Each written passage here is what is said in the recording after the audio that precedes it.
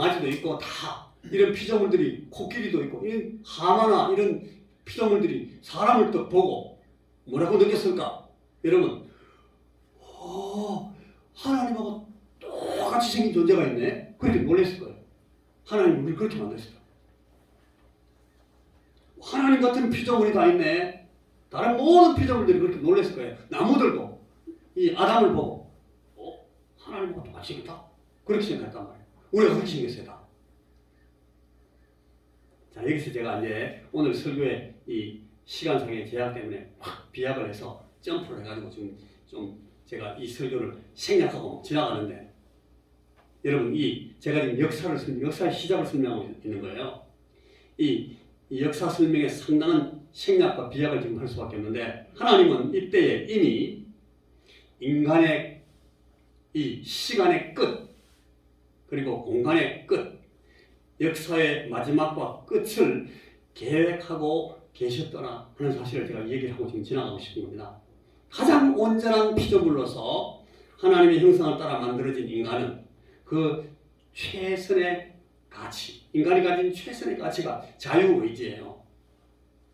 인간은 의지적인 존재인데 자유로운 의지를 가진 그런 인재로, 그런 이 존재로 만드셨어요. 그게 하나님이 만드시는 인간의 최선의 형태이기 때문에 하나님께서 그 인간 안에서 그 자유의지를 빼실 수가 없습니다. 그런데 문제는 인간에게 주어진 이 자유의지가 인간에게 주어지면 이 인간이라는 피조물은 사실은 결국은 어떤 선택을 할 수가 있는가 하면, 하나님께서 우리 인간을 만드신 이 목적을 달성하지 않고 그 목적을 배신하는 그런 선택을 할 수 있는 존재로 하나님 우리 인간을 만들어 놓으십니다. 반은 성공, 반은 실패입니다. 하나님 그걸 알고 계십니다. 그리고 그 실패 부분이 없으면 이 인간이 자유의지를 가지지 못하는 부족한 피조물이기 때문에 하나님께서 하나님 자신의 형상을 따라 만드는 인간에게 자유의지를 넣어주셨습니다. 그런데 결국은 이 자유의지를 인간이 사용해서 하나님께 불순종하는 선택도 할 수 있고, 그리고 이 불순종하는 선택을 하게 되면은 이 자유의지를 악용하기 때문에 그 불순종한 결과를 이 인간이 당하게 된다는 사실을 하나님 다 알고 계셔요.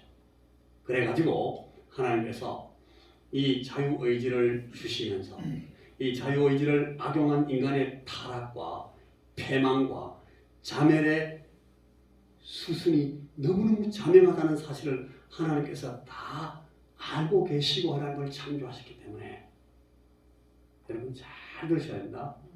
하나님은 이 창조하실 때부터 이 인간을 재생시킬, 다시 망가지고 부서진 인간을 새롭게 하실, 재생시킬 그 재생된 피조물로 만드실 그 계획을 하나님이 갖고 인간을 만드신 거예요.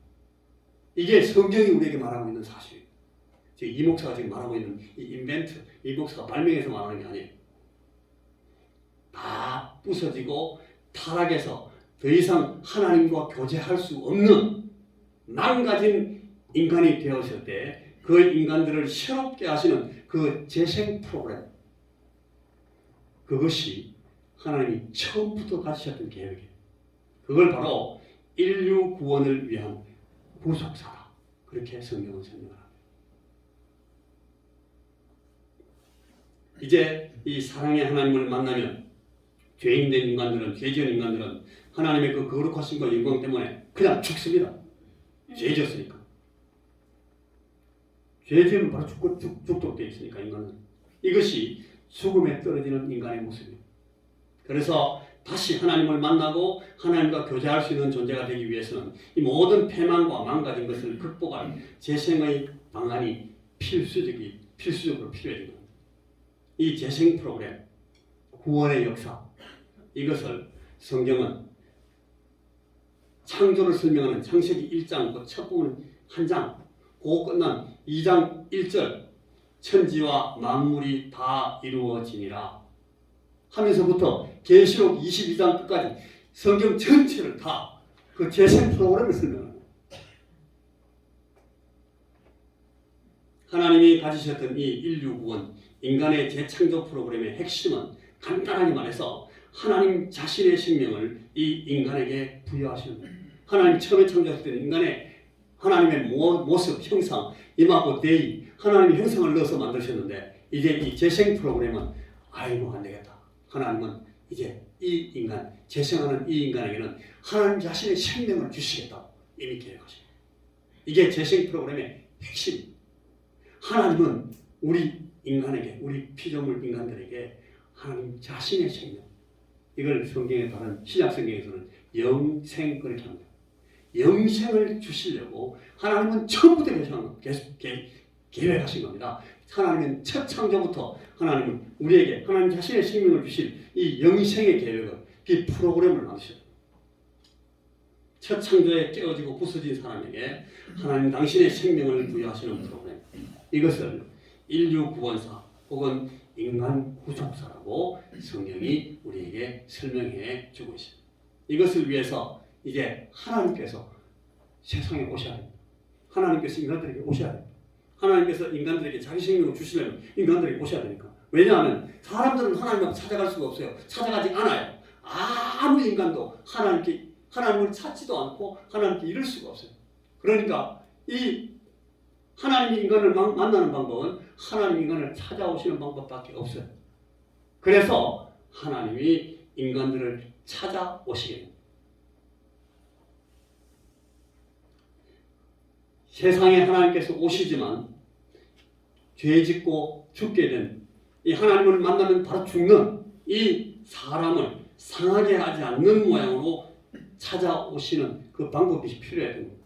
그래서 하나님께서는 이 프로그램에 처음부터 가지셨던 계획이 바로 하나님께서 인간을 찾아오시는 방법, 하나님이 인간을 찾아서 오시는 방법, 그 방법을 처음부터 하나님 갖고 계십니다. 사람은 죽어도 하나님을 찾지 않습니다. 저도 그렇고 여러분 다 똑같습니다. 우리는 결코 죄 지은 인간은 결단코 하나님을 찾지도 않고 찾을 수도 없습니다. 그렇다고 성경이 그렇게 설명합니다. 우리가 봐도 사실입니다. 그래서 하나님이 우리 인간들을 만날 방법을 정하시고 만날 자리를 만드시고 만나도 괜찮은 타이밍을 선택하셔가지고 하나님이 몸소 사람을 찾아오십니다. 무시무시한 하나님의 그 죄인들을 향한 심판, 그 하나님의 거룩한 창조를 비웃은 인간들을 심판하는 그 화염금을 든 천사를 대동하고 인간들을 만나러 오시는 것이 아니라 아무리 천하고 더러운 인간이라도 그저 만만하게 보고 그냥 편하게 만나도 좋은 가장 연약하고 낮고 천박한 모습으로, 심지어 사람한테 맞아 죽는 죄인의 모습을 가지고 사람들 안으로 들어오시는 하나님. 그 하나님의 이름이 예수입니다. 그 하나님의 이름이 임마누엘입니다. 예수는 하나님이신데 사람의 얼굴을 가지고 사람의 모양을 가지고 들어오십니다. 왜냐하면 그래야 사람들이 하나님을 만나도 안 죽겠거든요. 하나님이 사람을 심판하지 않고도 만날 수 있는 방법을 취하는 것은 하나님의 형상을 갖고 오시는 것이 아니고 하나님이 사람의 형상을 가지고 사람의 모습을 가지고 저하고 똑같은 이런 얼굴을 돼가지고 하나님을 사람들을 찾아오시는 겁니다. 사람 가운데 들어오시는 겁니다. 들어와도 사람들은 이분이 하나님인지 모릅니다.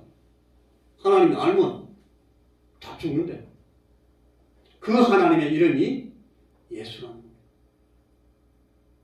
이게 지금 성경이 설명하고 있는 내용이에요. 하나님이 이 이름을 가지시고 하나님의 이 모든 구원 계획들을 설명하십니다. 그게 그 이름이 임마누엘입니다.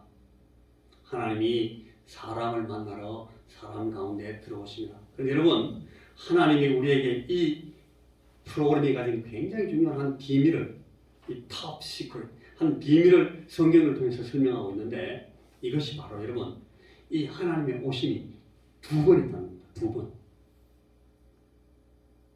이게 비밀입니다. 아는 사람은 압니다. 이게 미스테리입니다. 어떤 사람은 봐도 모릅니다. 설명해줘도 못 알아듣습니다. 미스테리이기 때문에. 그런데 어떤 사람은 그걸 그게 그렇구나 알아듣습니다. 이게 미스터리예요. 하나님의 오심은 이 임마누엘 하나님이 사람들에게 오시는 것은 두 번, 첫 번과 또 한 번, 마지막으로 두 번째, 이 두 번 오신다는 사실이 비밀입니다. 우리 인류의 구원을 위해서 첫 번째 오셔서 하실 일들을 성경이 쫙 설명해놨습니다. 그리고 우리 인류의 구원을 위해 두 번째 오셔서 할 일을 성경이 또 차근차근 설명을 다 해놨습니다.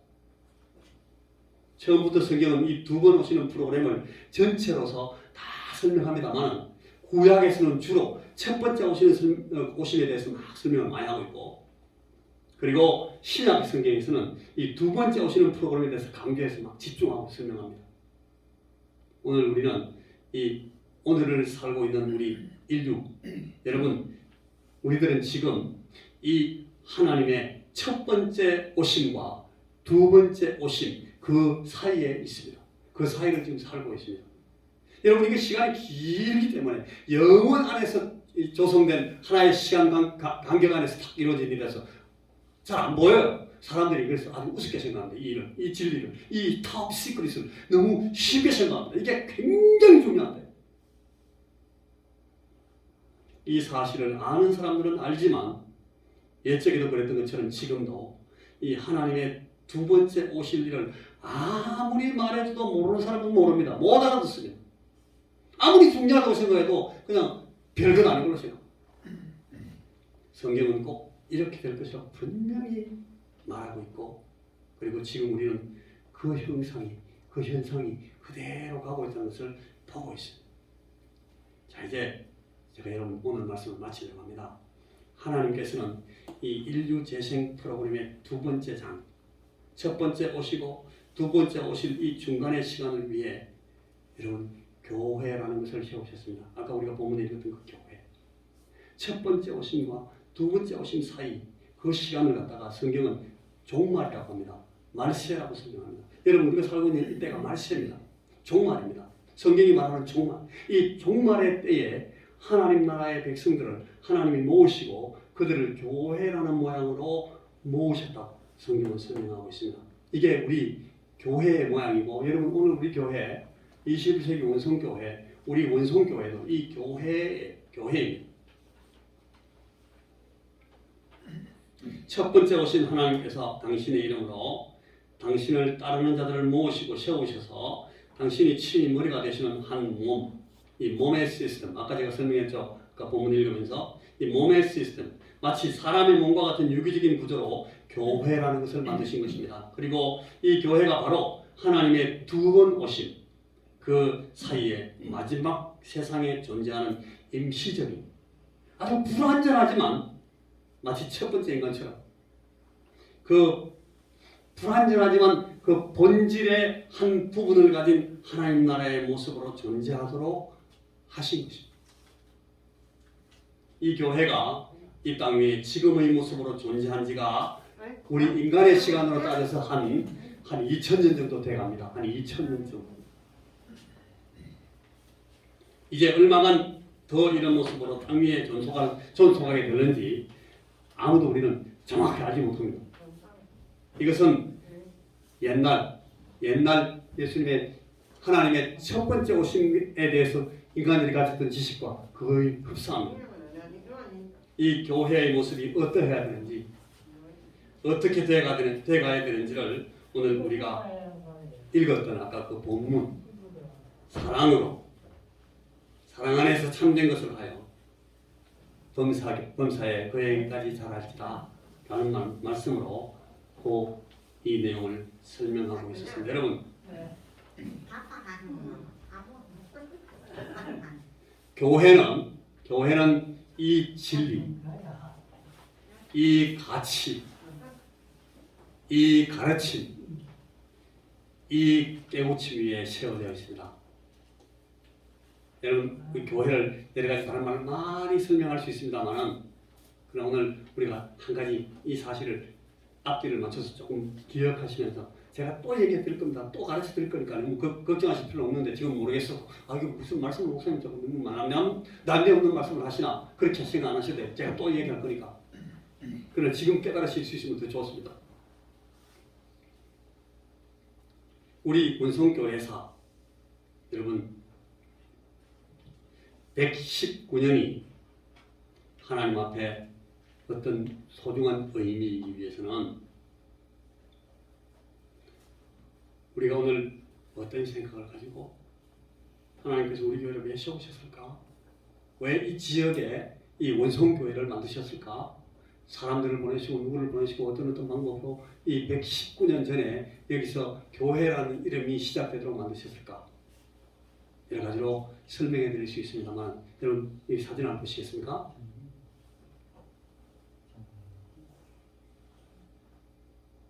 오늘 우리의 교회 이거는 좀 여러분 우리 교회 사진이 없어서 제가 이 사진을 여러분께 보여드리는데 이게 그때 우리 교회가 시작될 때 그 당대의 어떤 다른 교회의 그림입니다.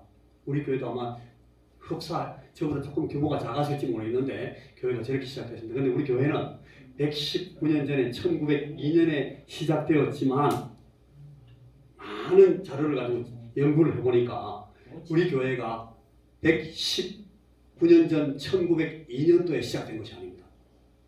적어도 2년 내지 3년 전부터 그 교회가 모임이 시작되고 있었다는 그런 흔적들을 발견할 수가 있어요. 교회가 모이고 하다가 이 교회가 창립을 역사에 기록한 때가 1902년으로 되어 있습니다. 그래서 우리는 그때를 기점으로 해서 지금 119년 그렇게 하는데 아마 우리 교회는 1900년에 시작됐거나 1899년도에 시작된 것으로 보입니다. 제가 이 120주년이 될 때까지 이 내용들을 더 연구해서 여러분들에게 확실한 근거를 가지고 제가 설명을 해드리겠습니다. 자, 그 다음 사진을 보시면 여러분 저분이 이름을 알 수가 없습니다. 근데 저분이 조사입니다. 그 당시에는 조사라는 직책이 있어가지고 이 선교사님들을 돕는 도울 조자 조사입니다. 선교사님들을 돕는 조사의 직분을 가지고 선교사님이 가지 못하는 곳, 선교사님들이 이러지 못하는 곳에 이분들이 가가지고 선교사들이 가르쳐준 걸 가지고 대신 전달하는 사람들이 많았어요. 책도 전달하고 또 본서인이라는 이름을 가지고 책을 가지고 가르쳐주기도 하고 또 설명을 하고 도리를 설명하고 제가 선교지에 가보니까 그런 일들이 많이 있더라고요. 제가 가 있던 선교지에서는 어떤 지역에 들어갈 때 제가 못 들어간 지역은 사람을 하나 다 분리시켜서 그 사람을 먼저 들여보냅니다. 어떤 아우로라는 섬에 보낼 때도 그렇게 했고 제가 그렇게 했는데 우리나라에 온 선교사님도 그렇게 했어요. 그 조사라는 저분들이 엄청나게 됐어요. 우리나라 한국교회에 그 처음으로 안수받는 1907년도에 첫 목사님들이 생기는데 1907년 우리 교회는 한국 사람 목사가 하나도 없을 때 우리 교회가 생긴 거예요. 그때 1907년에 처음 7명의 목사가 세워지는데 그 목사님들이 대부분 다 이 조사 출신이었습니다. 조사하시다가 목사가 됩니다. 그랬는데 우리 교회도 아마 여기 조사들이 들락날락했을 거예요. 그리고 우리 교회는 어느 쪽에서 올라온 것으로 되어 있는 거면 부엘이라는 선교사님께서 대구 쪽에서 낙동강을 타고 이렇게 올라오는 배를 타고 개포나루 저는 정확하게 가보지를 못했어요. 객기교회가 세워지는 그러니까 우곡 쪽입니다. 우곡 쪽에 먼저 기항을 하고 올라와서 거기서 예배도 드리고 전도도 하고 가다가 다시 돌아가고 또 왔다가 또 가고 하다가 그 다음에 쭉 더 올라서 회천 쪽에 알림으로 올라오고 그 다음에 거기서 이 원송으로 돌아왔는데 여러분 이 원송이라는 동네가 그 당시에는 고령보다 훨씬 더 중요한 이 지역이었습니다. 인구도 그렇고 문화적으로도 그렇고 리더들이 여기 좀 많고 그래서 고령에 있지 않고 일로 먼저 원성으로 들어온 겁니다. 우리가 지금 원성이 이 원성은 째면했다. 요새는 뭐 예동 여기 개소령 그다음에 지나가고 나면 저 건너편에 세밤이 있고 심호동하고 기동 있고 이렇게 쬐얗게 돼버렸는데 안 그래요. 이게 굉장히 우리 원성이라는 이 지역 이 동네가 고령에 굉장히 중요한 지역이었습니다.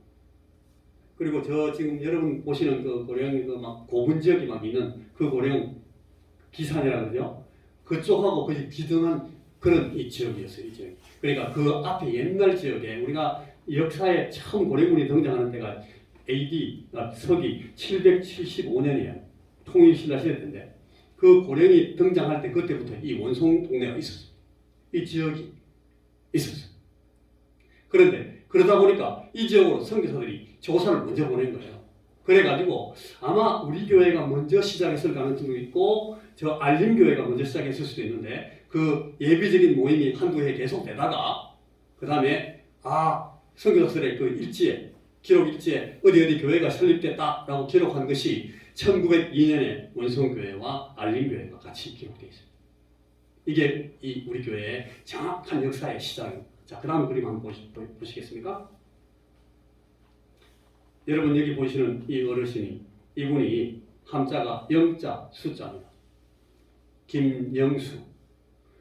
저분이 우리 교회를 맡아 있던 우리 교회 첫 부분에 지금 역사에 나오는 첫 교회 리더 어른이고 어른의 모습입니다. 그런데 저때 김영수 어르신만 계셨던 것이 아니고 저때 같이 일했거나 더 먼저 일했을 가능성이 있는 정재자 현자 정재현 영수라는 분이 계셨습니다. 저는 이분이 누군지 아직 알지 못합니다. 찾아보지 못했습니다. 어제 제가 이제 다른 분하고 얘기하다가 우리 본사님 한 분이 그분이 우리 그 정상록 장로님의 할아버지가 아닌가? 그렇게 말씀하셨는데 혹시 맞습니까? 제자 현자입니까? 오늘 제가 이제 드디어 확인했는데 제자 현자 정재현 우리 정정록 장로님의 할아버지 영수님하고 그리고 김창대 장로님의 할아버지 영수님 김영수 영수님 김영수 나중에 장로님이 되시는데 이 두 어른을 중심으로 해서 이 원성교회가 시작이 됐어요.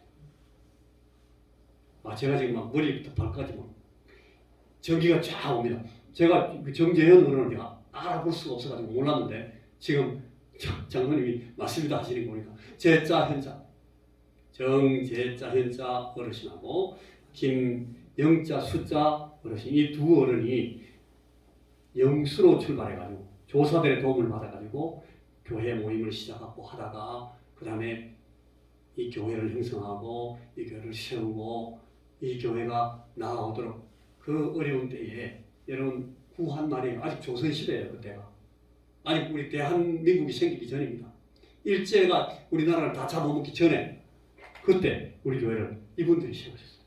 그래가지고 그 교회가 지금까지 몇 년이 이어왔는데 여러분 교회들 가운데 많은 교회들이 사라졌습니다. 제가 이름도 말할 수 없는데 고린지역에도 우리 교회도 훨씬 커졌던 교회들이 있는데 지금 사라졌습니다. 역사에 많이 나옵니다. 몇몇 교회죠. 이름 제가 적어드릴 수도 있어요. 지금도 사라지고 있습니다. 교회는 언제 사라지는가 하면 하나님 앞에 구원받은 성도들이 정상적으로 하나님을 예배하는 사람들이 그 교회에 사라질 때 교회는 사라집니다. 여러분 우리가 보고 있는 에베소, 스무나, 버가모, 두아디라, 사대, 빌라델비아, 라오디게아 이런 초대 교회들 다 없어질 것입니다. 하나도 없습니다. 지금. 수많은 교회들이 생겼다가 없어지고 생겼다가 없어지고 사라지고 교회는 사라집니다. 그만큼 교회는 불안정하고 임시적이고 불안한 피조물 교회는 없어져요. 그렇지만 이 교회를 하나님께서 세우시고 이 교회를 붙들고 나가실 때는 그 귀중한 목적이 있는 겁니다. 우리가 이 사실을 잊어버리면 안 됩니다. 오늘 우리가 지금 이 119년을 기억하는 것은 바로 이 사실 때문입니다. 그냥 단순히 119, 109살, 이제 내년은 120이네. 그걸 기억하려고 지금 하는 것이 아니라 제가 여러분 우리 이 양장님을 대표해서 우리 교회 이 여러분 어른들이 저를 찾아오셔가지고 그 시간이 길게 보면 한 2년 정도 걸렸는데 제가 우리 교회에 오기로 결정하고 많은 방해가 있었습니다.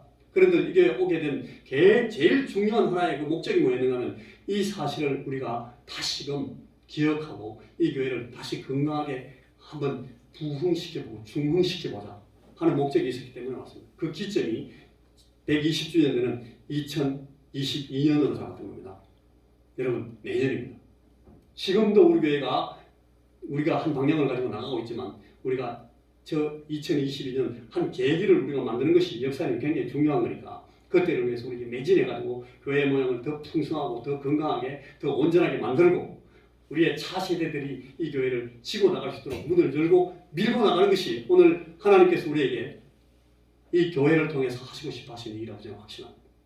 이 사실 때문에 오늘 우리는 이 119주년을 기억하고 있습니다. 여러분 그 다음 사진을 보시겠습니까?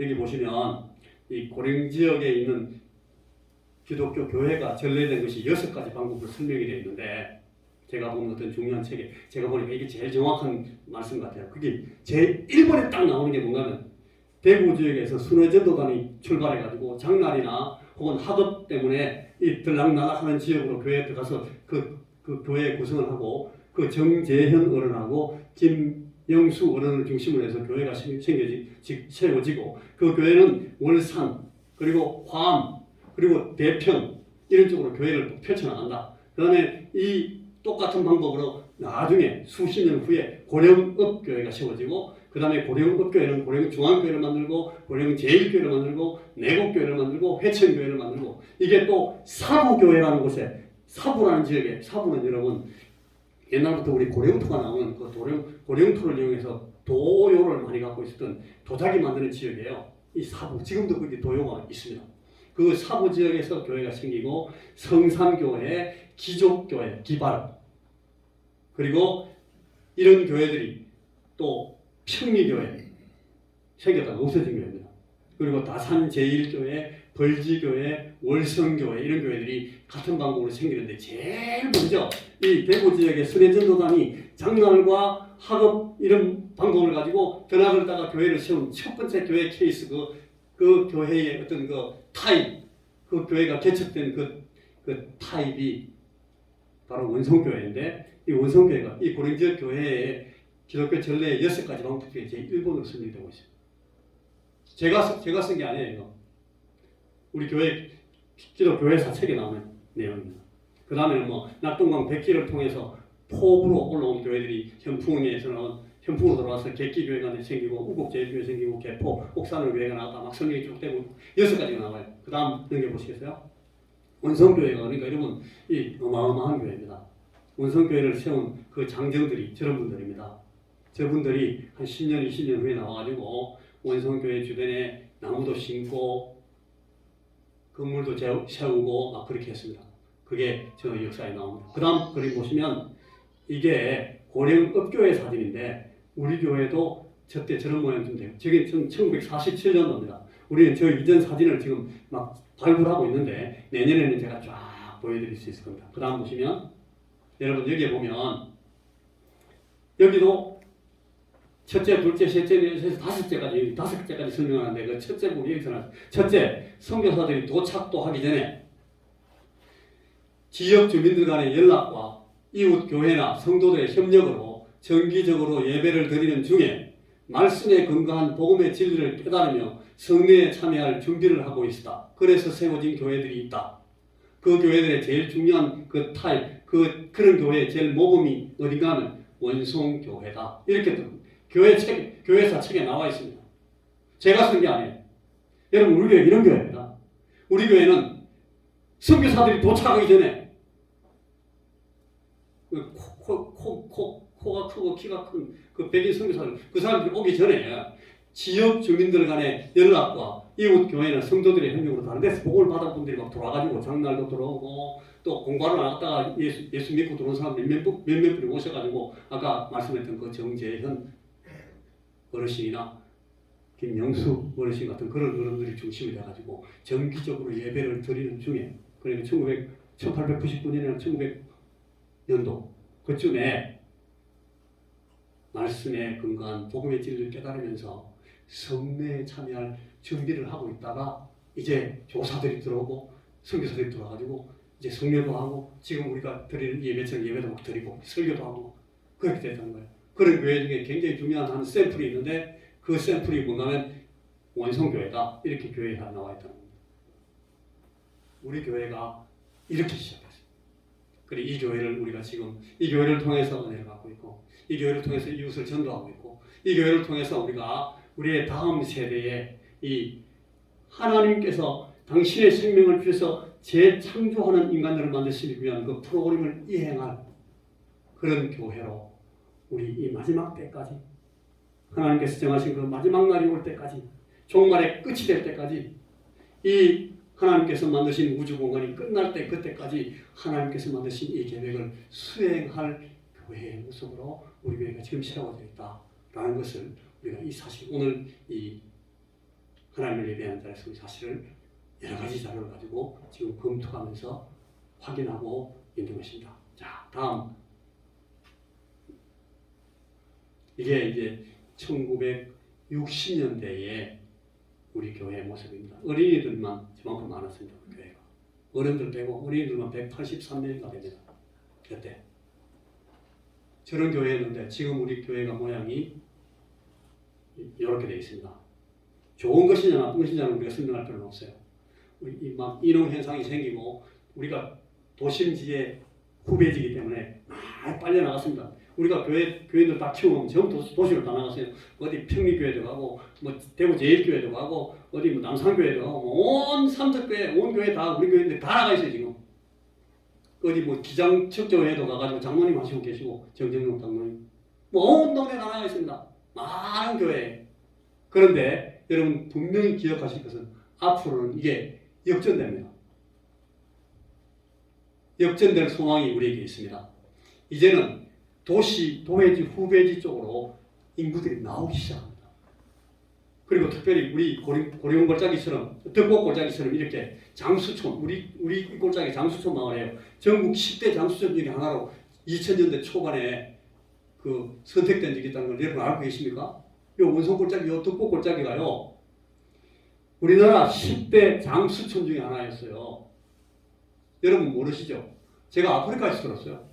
아프리카에 KBS에서 우리 제 사역지에 촬영하러 온 팀들이 와가지고 목사님 고향이 아니고 나는 고향이 그 고령군 덕곡면이다. 그러니까 그분이 하는 말씀이 KBS 그 PD들이 눈을 또 크게 뜨면서 우리가 지난주에 거기 있었어요. 왜 갔어요? 그러니까 한국의 10대 장수촌이라는 그 시리즈를 촬영하면서 덕곡이 갔다는 거야. 그 덕곡이 10대 장수촌입니까? 그러니까 예, 목사님 고향이 한국의 10대 장수촌 중에 하나예요. 그러는 거예요. 이런 장수촌 될 수 있는 이 환경을 가진 우리 마을로는 이제 대구에서 사람들이 많이 나옵니다. 보십시오, 이제부터. 제일 먼저 나오신 분이 누군가 하면 지금 여기 홍재관 집사님이라고 계십니다. 여기. 김성희 목사님도 계시고. 저분들이 대구 나가서 하시다가 안 되겠다. 우리 진짜 좋은 데 가서 살자. 이제 우리가 능력도 되고 힘도 되고 나이도 됐으니까 가자 하고 들어오신 데가 건너편의 개수리입니다, 여러분. 앞으로 여러분들이 계속 들어오실 거라고요.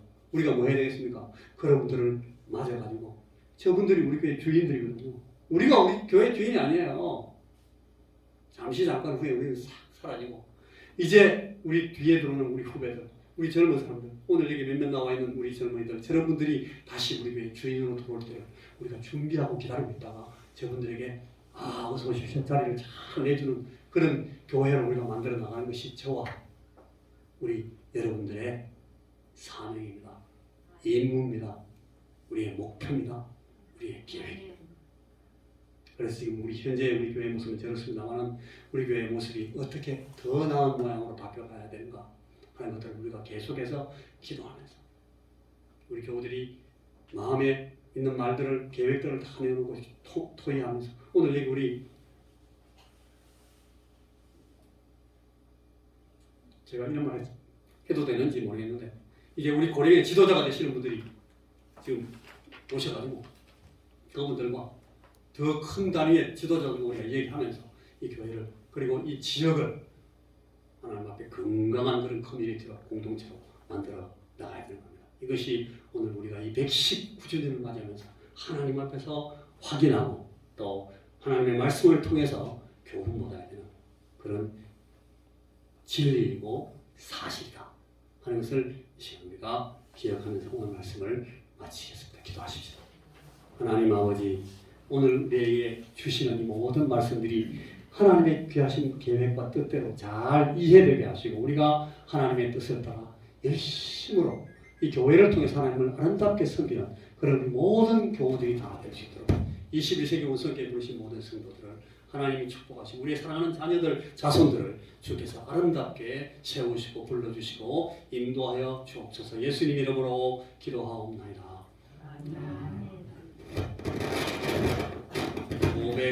585장 찬송입니다. 오늘 제가 몸이 안 좋아서 설교를 15분만 하라고 준비했는데 하다 보니 또 이렇게 길어졌습니다. 여러분 죄송합니다. 585장 찬송입니다.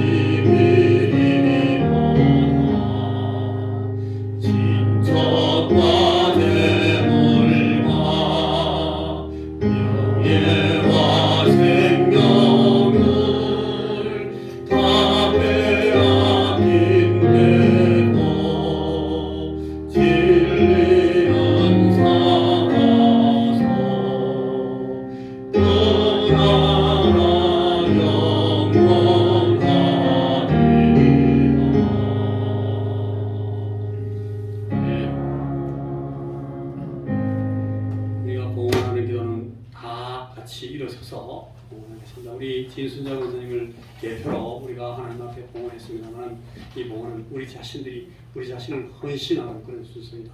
우리가 다 같이 일어서서 여러분 그 주보를 보시면 나 매주일마다 헌신하는 그런 우리 이 봉헌의 이름들이 나와 있고 그 다음에 거기에 또 여러분 이번 주에 그 주보를 보시면 거기에는 우리 교회의 교회 생활을 우리가 같이 하지 않지만 늘 우리 교회를 위해서 기도하면서 우리 교회를 위해서 멀리서 재정적으로 후원하는 분들이 그 가정들의 이름들이 쭉 나와 있습니다.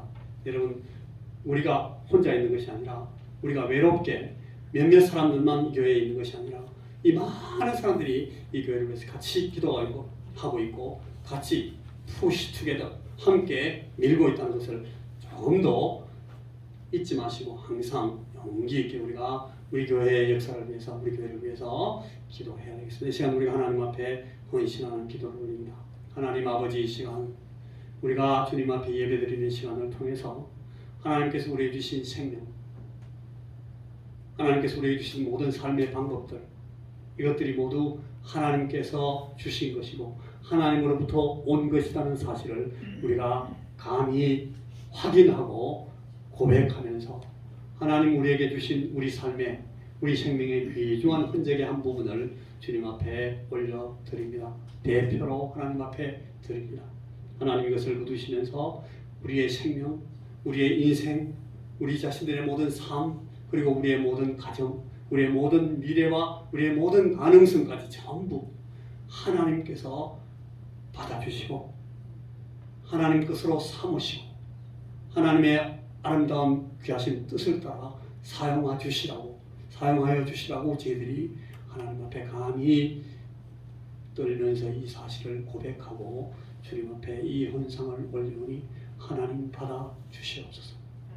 하나님께서 쓰시기에 마땅한 그런 거룩한 사람들 되게 하시고 그런 거룩한 인생들 되게 하시고 그런 아름다운 가정들 되게 하시고 그런 약속된 미래가 되도록 하나님 이 시간 축복하시고 하나님 것으로 삼으셔서 하나님의 영광을 위하여 우리들을 써주시고 우리의 인생들을 사용하여 주시고 우리의 삶들을 세워 주시옵소서.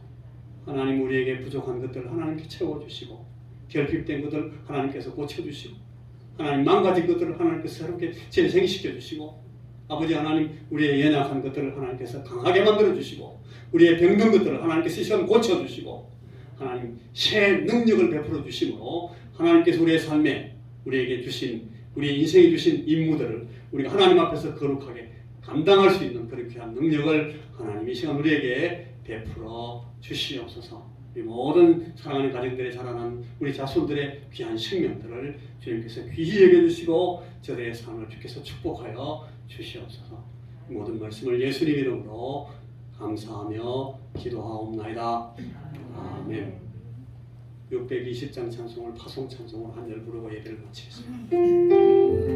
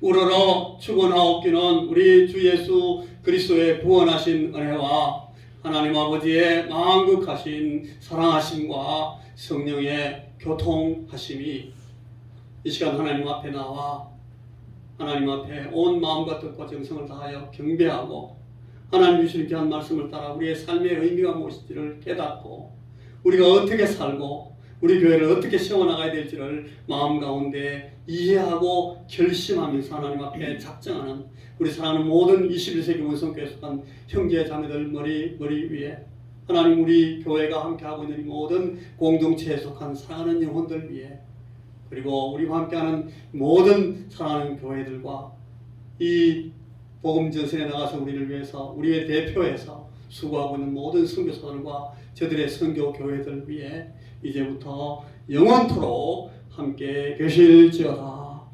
아멘.